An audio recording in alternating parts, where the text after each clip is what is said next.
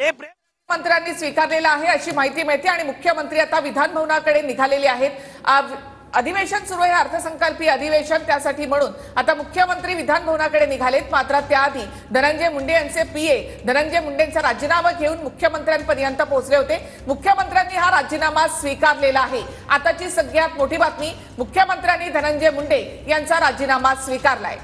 कालच मुख्यमंत्री देवेंद्र फडणवीस यांनी धनंजय मुंडे यांना राजीनामा देण्याचे निर्देश दिलेले होते आणि त्यानंतर आता आज सकाळी आपल्या पीएच्या हाताने धनंजय मुंडे यांनी राजीनामा पाठवला। फडणवीसांनी मुंडेंचा राजीनामा आता स्वीकारलेला आहे।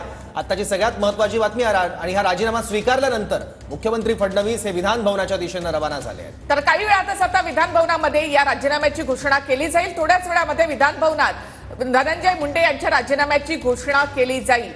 मुख्यमंत्री देवेंद्र फडणवीसांनी आता धनंजय मुंडे यांचा राजीनामा स्वीकारलेला आहे।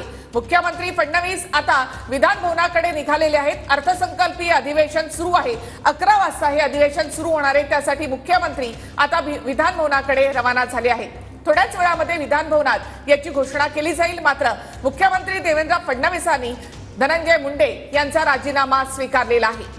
आताची सगळ्यात मोठी बातमी आहे, थोड्याच वेळात विधान भवनात या संदर्भात अधिकृत घोषणा होणार असली तरी मुख्यमंत्र्यांनी आता राजीनामा स्वीकारलेला आहे धनंजय मुंडे यांचा।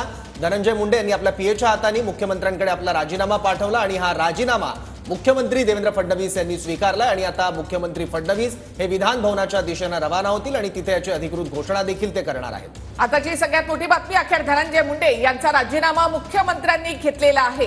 धनंजय मुंडे यांना काल रात्रीच राजीनामा देण्यास मुख्यमंत्र्यांनी सांगितलं होतं आणि त्यानुसार धनंजय मुंडेंचे पीए धनंजय मुंडेंचा राजीनामा घेऊन सागर बंगल्याकडे रवाना झाले होते आणि इथे मुख्यमंत्री देवेंद्र फडणवीसांनी धनंजय मुंडे यांचा राजीनामा स्वीकारलेला आहे आणि आता फडणवीस विधान भवनाकडे निघालेले आहेत। विधान भवनामध्ये याची अधिकृत घोषणा केली जाईल। थोड्याच वेळामध्ये विधान भवनामध्ये मुख्यमंत्री दाखल होतील। धनंजय मुंडे यांचा राजीनामा झालेला आहे।